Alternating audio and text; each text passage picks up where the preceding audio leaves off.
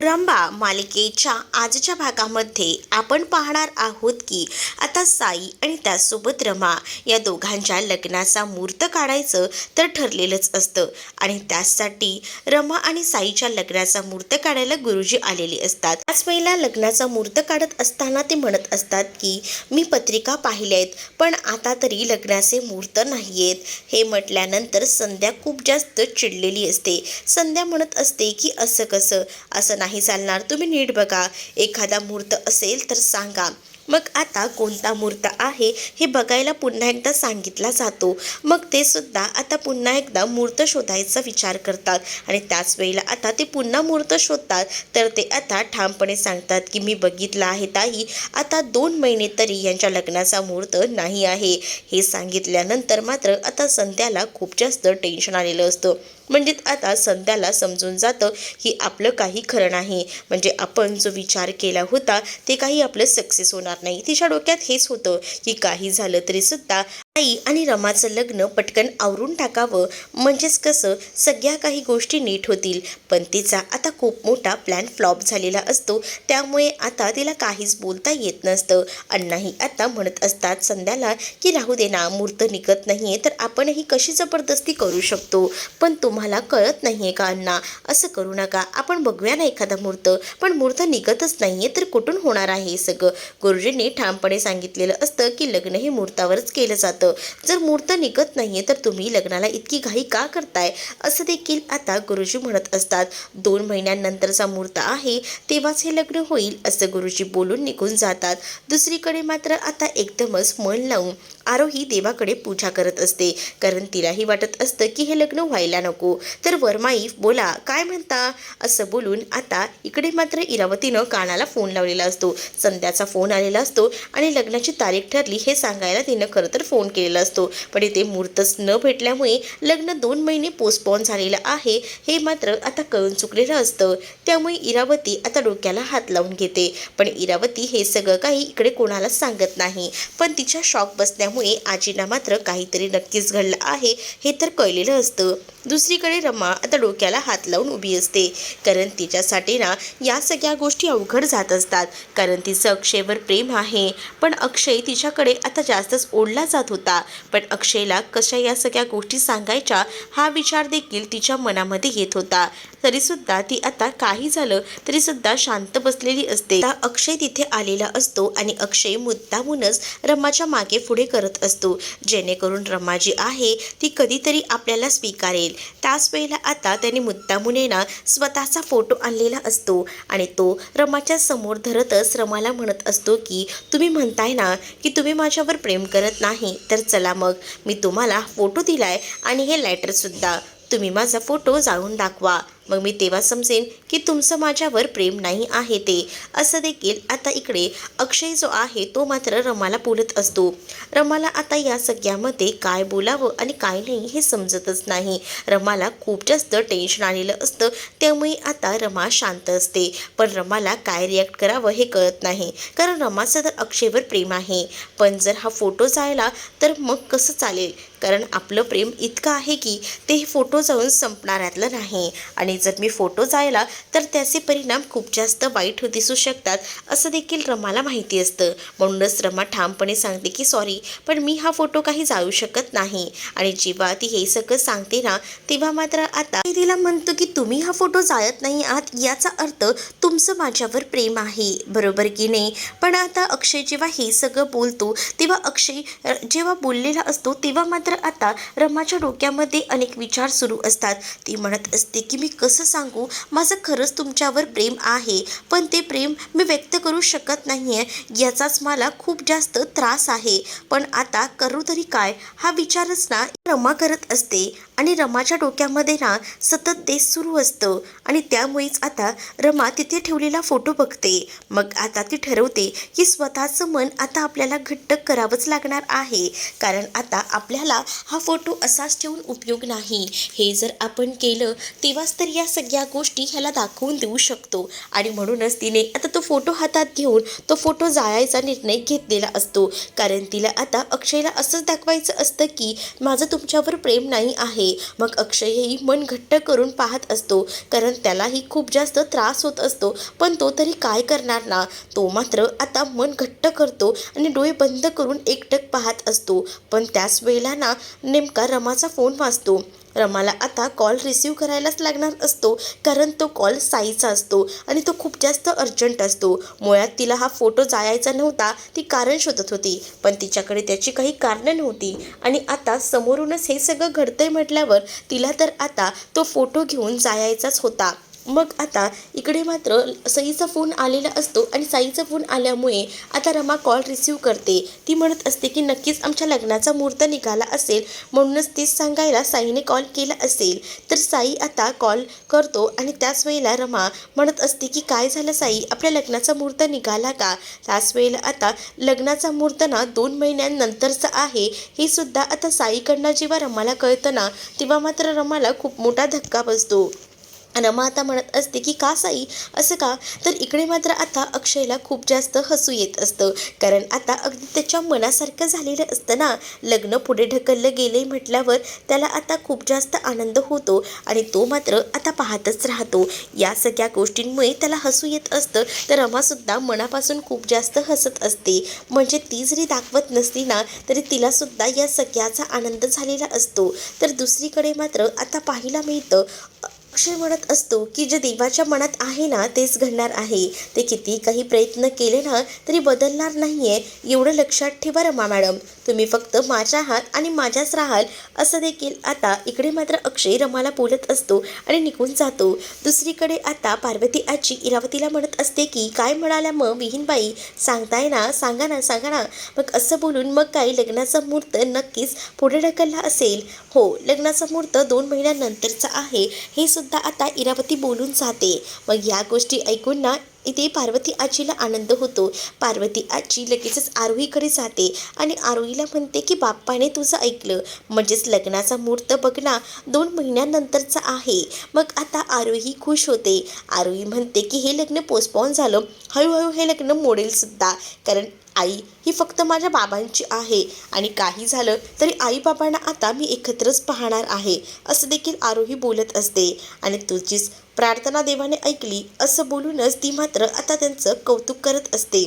दुसरीकडे मात्र आता इरावती आणि मालविकाची तोंड पाहण्यासारखी झालेली असतात, कारण आहे ना त्यांच्यासाठी हा आनंद एक वेगळाच असतो. आरोही आणि त्याचसोबत पार्वती आजी खूपच जास्त हॅप्पी असतात, कारण त्यांना आता माहिती असतं की हे लग्न काही होणार नाहीये. दुसरीकडे रमा खूप जास्त टेन्शनमध्ये असते, कारण आता साईसोबत लग्न होणार नाहीये. मग आता या सगळ्यात आपण कसं फेस करायचं हा विचार ना तिच्या डोक्यामध्ये येत असतो. पण इकडे मात्र अक्षयही या संधीची मुद्दामून वाट बघत असतो आणि अगदीच ना ते मनासारखं झालेलं असतं. अक्षय म्हणत असतो की आता सगळ्या काही गोष्टी आमच्या मनाप्रमाणे होतील, कारण आहे ना मला माहिती आहे की तुम्हाला हे लग्न मुळात करायचंच नाही आहे. पण आता आता बघा ना, म्हणजे हे लग्न तर होणार नाही, पण हे लग्न तुम्ही माझ्यासोबतच कराल बघा, असं देखील आता अक्षय रमाला बोलत असतो. पण रमाला ना या सगळ्याचा राग येत असतो. रमा मुद्दामून अक्षयसोबत वाईट वागत असते, जेणेकरून अक्षय ना तिच्या आयुष्यातून निघून जायला हवा असंच तिला वाटत असतं आणि त्याचसाठी ती मुद्दामूनच ना अक्षयसोबत तुटक वागत असते. पण अक्षयनेही ठरवलेलं असतं की काही झालं तरीसुद्धा रमाला मिळवायचं आणि यासाठी त्याचे प्रयत्न आता सुरू असतात. तर दुसरीकडे मात्र अक्षय त्याच्या बाजूने जेवढे जमेल तेवढे प्रयत्न करत असतो आणि त्याच वेळेला आता तिला प्रत्येक शब्दाला आठवण करून देत असतो की फक्त आपली दोघांची जोडी आहे, आपणच दोघं एकमेकांसाठी बनलेलो आहोत, काही झालं तरी आपल्याला कोणीही वेगळं करू शकत नाही, असं काहीसं आता अक्षय बोलत असतो. अगदी देवाच्याही मनात तेच आहे. त्यानंतर मात्र आता रमा अक्षयला निघून जायला सांगत असते. मग अक्षय शांत बसतो, पण अक्षयला रमाच्या मनातलं प्रेम आणि या सगळ्या गोष्टींना एकदम कळत असतात, कारण आहे ना अक्षयने बरोबर रमाला ओळखलेलं असतं. म्हणून तर रमाला मुद्दामूनच तो आता बोलत असतो की तुम्ही कधीही दुसऱ्याच्या होऊ शकत नाही, तुम्ही फक्त माझ्या आहात, असं देखील त्याला एकदमच मनापासून बोलावंसं वाटत असतं.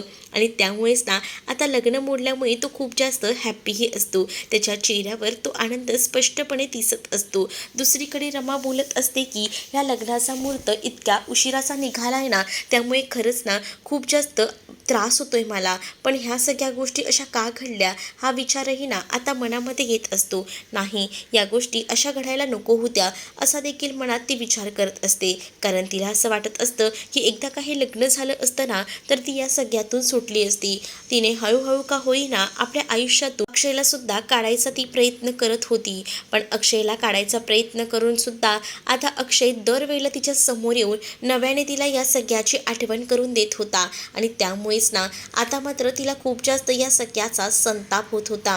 ती तोच विचार करत होती की या सगळ्या गोष्टी कधी थांबतील असाच ती विचार करत होती. पण त्याच वेळेला ना इकडे मात्र आता स्वतःलाच रूममध्ये संध्याने बंद करून घेतलेलं असतं. पण त्यावेळेला आता साई दार वाजवत असतो आणि आई तू असं स्वतःला रूममध्ये बंद करून काय होणार आहे, प्लीज ग दार उघड, असं करू नकोस असं बोलूनच तो मात्र आता दार उघडायला सांगत असतो. पण दुसरीकडे मात्र आता अण्णांना सुद्धा या सगळ्याची काळजी वाटत असते. कारण हे माहिती असतं त्यांना की संध्या या लग्नासाठी का घाई करत आहे. साईला मात्र आपल्या आईची काळजी वाटत असते आणि आईला तो समजवतच म्हणत असतो की तू असं का म्हणतेस, लग्नाचा मुहूर्त 2 महिन्यानंतरचा निघेल ना तेव्हा आमचं लग्न होईलच की, मग तू एवढा विचार करू नकोस, स्वतःला त्रास करून घेऊ नकोस असं देखील आता साई जो आहे तो म्हणत असतो. तर अण्णा म्हणत असतात की तू जा, थांब, मी बघतो त्यांना काय झालं आहे ते, कारण त्यांची अवस्था मी ओळखू शकतो, त्यांना आता काय वाटत असेल असं बोलूनच ना आता मात्र अण्णा दार वाजवू लागतात. आणि अण्णा संध्याला म्हणत असतात की